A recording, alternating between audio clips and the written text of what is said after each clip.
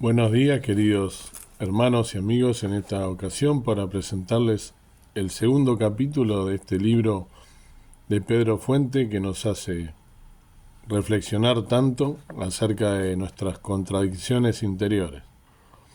Capítulo 2 de este precioso libro se titula Convicción o Conveniencia y dice así: la conveniencia no puede ser el criterio último para tomar decisiones importantes. Immanuel Kant. Muchas veces tenemos que decidir entre el beneficio que recibiremos por tomar tal camino y el perjuicio que nos ocasionará tomar una decisión diferente. Es allí cuando se ponen en juego nuestras convicciones. La historia sagrada nos presenta varios ejemplos sobre este tema que iremos analizando durante el desarrollo del libro. El patriarca de la fe quizás sea uno de los primeros que aparece lidiando con sus contradicciones. Abraham era un hombre de bien, amaba a Sara y había recibido la promesa de parte de Dios de que formarían una gran nación. Abraham le creía a Dios. Podemos ver que en el capítulo 12 de Génesis, en que se dio el primer hecho de corrupción, y el capítulo 20, el patriarca vivió experiencias muy fuertes y de mucha cercanía con Dios. De todas formas, su manera de actuar fue contradictoria tanto en el primer relato como en el segundo. El libro de Génesis nos cuenta la historia de Abraham desde el llamado que Dios le hizo hasta su muerte. Sabemos que este patriarca fue un hombre extraordinario. Fue llamado amigo de Dios, padre del pueblo de Israel y padre de la fe de los cristianos. Dios lo llamó y él obedeció inmediatamente. Esto lo hizo acreedor de la justificación por su fe. Este acontecimiento se encuentra relatado en Génesis 12, del 1 al 9.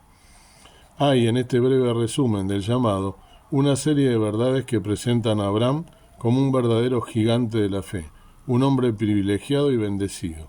Además, se deja ver la actitud de obediencia, de renuncia y de fe que tiene este hombre, quien hasta ese momento de la historia era un anónimo. En el versículo 10 de este mismo capítulo aparece la primera muestra de contradicción que vive este gran hombre de fe. Génesis 12, del 10 al 20, nos da cuenta de la gran tragedia que vive el patriarca por falta de integridad. Fue aquí que perdió su primera batalla interior.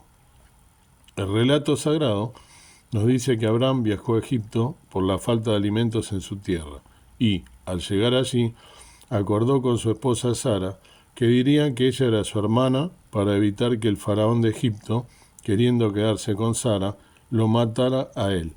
Esta misma escena se vuelve a repetir en Génesis 20 del 1 al 18, esta vez en la ciudad de Gerar. Abraham volvió a mentir para salvar su vida, dejando a Sara a disposición de los gobernantes del lugar. Las dos historias terminaron bien para Abraham por la intervención misericordiosa de Dios, pero queda claro en los dos relatos que este gran hombre de Dios sufría contradicciones muy manifiestas. Reflexionemos sobre estas maneras raras de actuar. Contradicción entre mentira y verdad. Abraham sabe perfectamente lo que significa hablar la verdad, al igual que nosotros, pero hay situaciones en las que parece que somos capaces de mentir, contradiciendo lo que sabemos, para evitar alguna mala consecuencia. El problema es que cuando se descubre que estamos mintiendo, las consecuencias son mayores. Aun si no se descubriera, cargamos con una culpa que nos pesa demasiado y no nos permite vivir en paz. Y así sufrimos esta gran contradicción interior. Para algunos, decir la verdad es un estilo de vida, pero, en ocasiones, como mentir resulta beneficioso, se puede caer en esa trampa. Debemos tomar conciencia de que esa lucha se da en nuestro interior y debiéramos procurar ganarla con las armas que nos da la palabra de Dios. Para otros, decir mentiras es un estilo de vida, a tal punto que ni siquiera toman conciencia de lo que están haciendo. Esto sí es grave, porque la conciencia se cauteriza y ya no distinguen la verdad de la mentira. Esta sí que es una gran tragedia. Jesús declaró que Él era la verdad, y quienes somos sus seguidores debemos seguir esa verdad. El apóstol nos exhorta a que andemos en la verdad. Vístanse del hombre nuevo, el hombre según Dios, que Él crea en la verdadera justicia y santidad.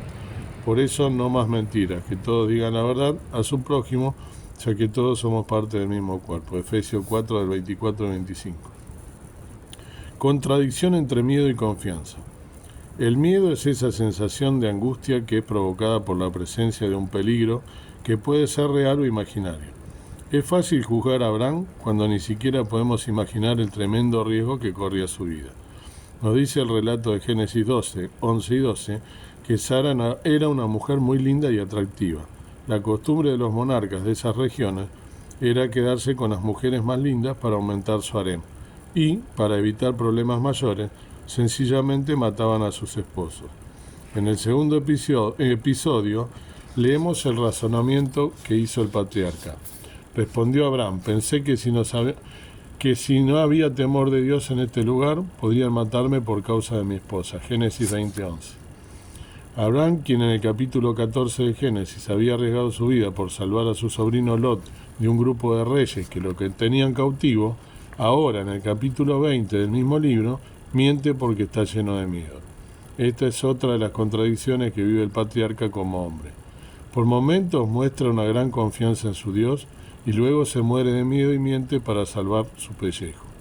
En muchas ocasiones este mismo miedo nos invade y toda nuestra confianza en las promesas de Dios queda de lado. Cuando enfrentamos el miedo a perder el trabajo, podemos usar alguna artimaña deshonesta para conservarlo.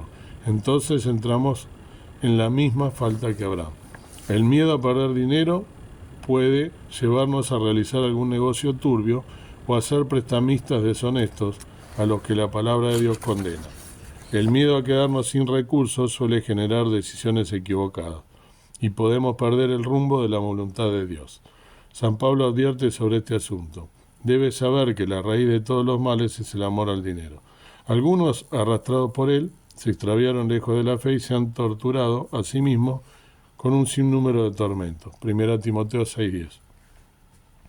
El miedo a perder alguna posición de privilegio o prestigio nos hace decir cosas de las que no estamos convencidos o a tener conductas equivocadas para conservar esa posición.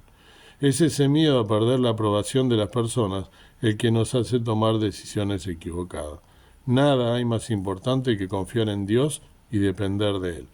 El apóstol Pablo tuvo que aclarar sus pensamientos para vencer esa lucha interna de comodidad y declaró: ¿busco ahora el favor de los hombres o el de Dios?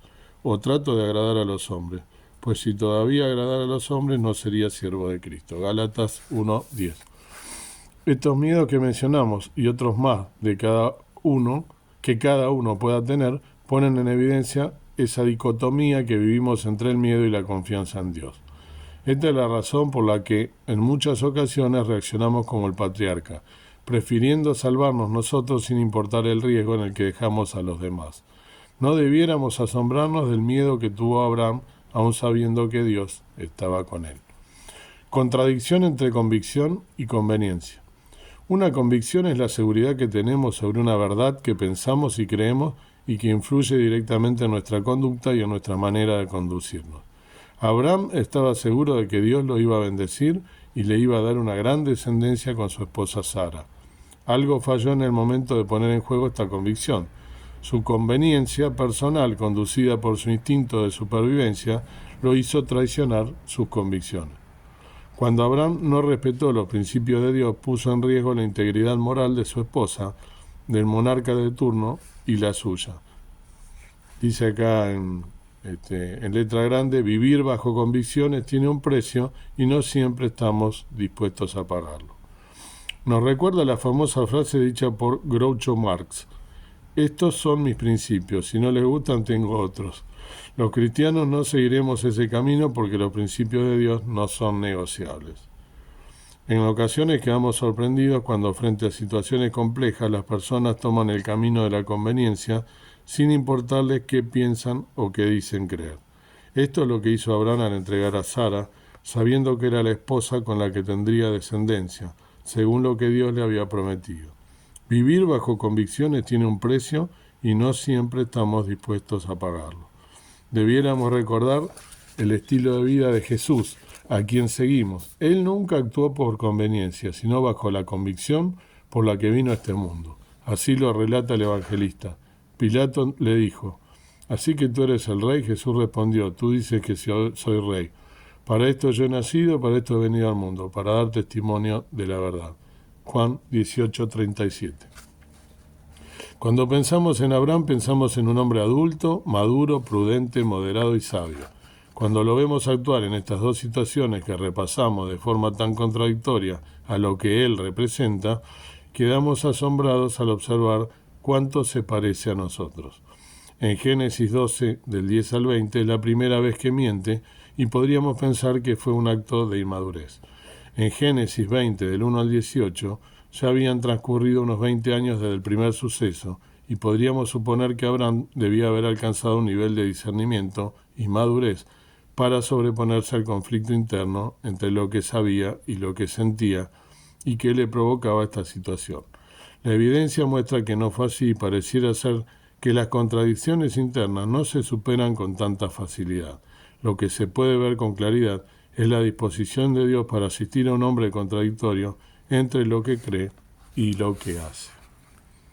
Hermoso reflexión que nos desnuda, ¿no?, a nosotros. Cuántas veces nosotros actuamos con estas contradicciones. De eso se trata este libro, ¿no?, de que meditemos y humildemente pensemos en cuánto nos parecemos en muchas ocasiones a todo lo que relata este libro, ¿no?, y que busquemos adentro, nos desnudemos nosotros mismos y nos humillemos delante del Señor por ver cuánta bajeza tenemos en nuestra vida, cuánta flaqueza y cuántos titubeos, cuánto ir y venir, ¿no?, en nuestra fe muchas veces.